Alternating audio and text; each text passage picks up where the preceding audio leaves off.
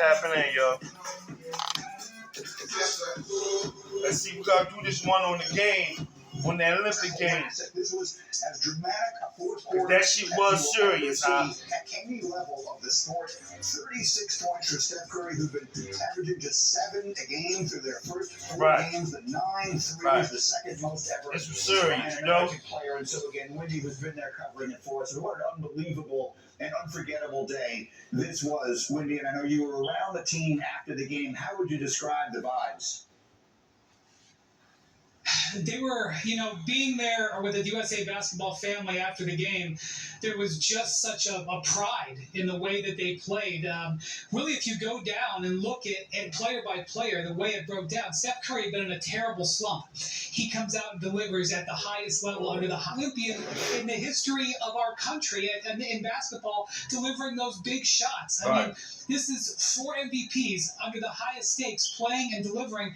It was a tremendous sense of accomplishment. Yes, some relief, because you know that if you lose and you're an American, you will be vilified. But they really felt like they overcame an incredible challenge from Serbia. Was the vibe in the building, watching it on television, it was positively electric. How would you describe the feeling in the building? There's 5 MVPs on the court when you include Jokic. And I just want to point out, Serbia has been building towards this game for a decade. This group of players, they play with each other summer after summer.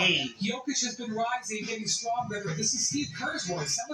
Some of their players having lifetime level performances, and the U.S. pushed it down. It was an incredible effort. Yes, 4 MVPs were on the American side. Yes, they were favored, and yes, they were expected to win. But my gosh, was it tough. And it was tough largely because Serbia was so great.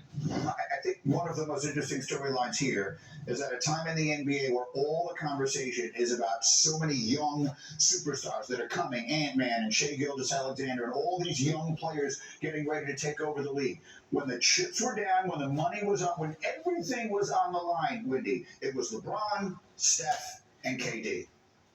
Sure was. The first ballot trio. That's what these guys are. That's what this team was really about, getting these 3 guys to play together. They have embraced it right from the start. Durant has had an incredible Olympics. Steph Curry has had, that game will be one of, if you want to put that, All-Star Game MVPs. One more strong performance. I believe he's going to win the Olympic MVP, which they just brought back in 2021. And what does that say about a guy still adding to his resume at this point? All right, and so then let's look forward here. It was looked back, and it was an unbelievable game, but now they turn around, they play it quickly. For those of you who don't follow the international game, Canada or Germany were expected to be the biggest challenges to the U.S. here, and were certainly expected to be the team, one of them, the team that we play for the gold. That's not the way it went. It's the host country, France. What do we expect tomorrow? Yeah, France really had been playing poorly. There was inter-team drama coming into this week, that they have risen up with 2 dramatically impressive victories. You mentioned beating Canada, who was the favorite to reach this game against the U.S., and Germany had won 13 consecutive international games. They were the World Cup champions, and they just got an electrically charged environment at Bercy Arena tomorrow night.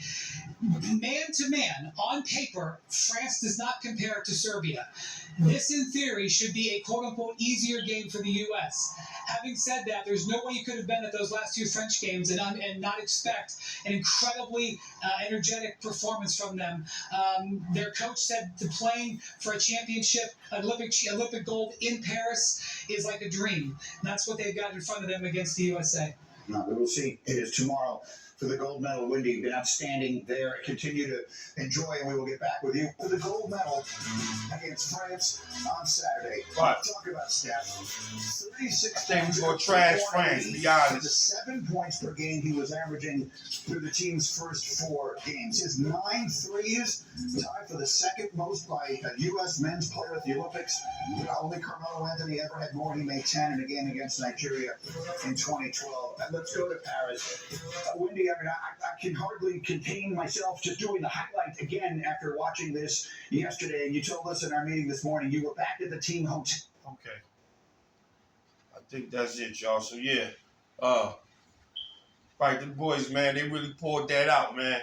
Because I promise you, I couldn't stand on the channel. When the beginning, when it first started and they got down pretty good, I was back and forth. I couldn't, like, she was fucking with my nerves. I got anxieties and shit, so I couldn't deal with that shit. I had to come back and, when it was all, man, I promise you, I just couldn't deal with that shit. Because I said, man, I'll be damned. I know we weren't going to. I knew we weren't going to lose, but it was the process I couldn't take. Couldn't take it, man. So, that shit happened. And the boy stepped up and he stepped up. You know what I mean? Chef, he put that work in, all of them, man. KD. And for the talkers, all y'all out there with the, hating on Tatum, okay. Not hating on him, but hating on him not, playing or whatever, or being mad that he ain't playing or whatever I'm trying to say about it.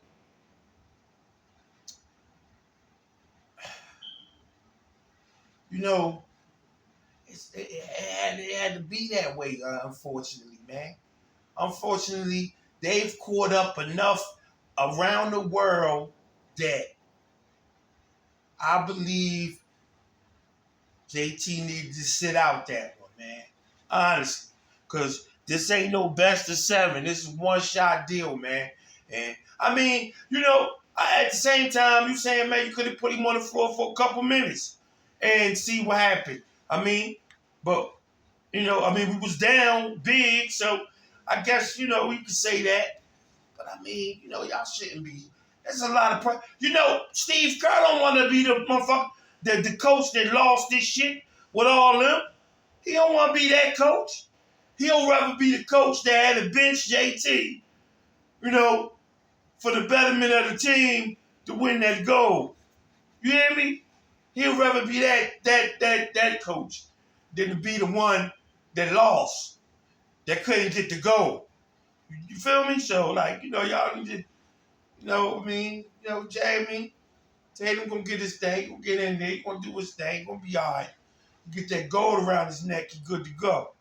You know what I'm talking about? So, it is what it is, but that was a good-ass game. Because I rewatched it. I could watch it after.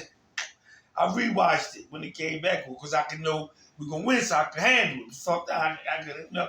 So, and I seen all the little shit that that I need to see, man. So, it's all good, man. Y'all stay ready. Put y'all up.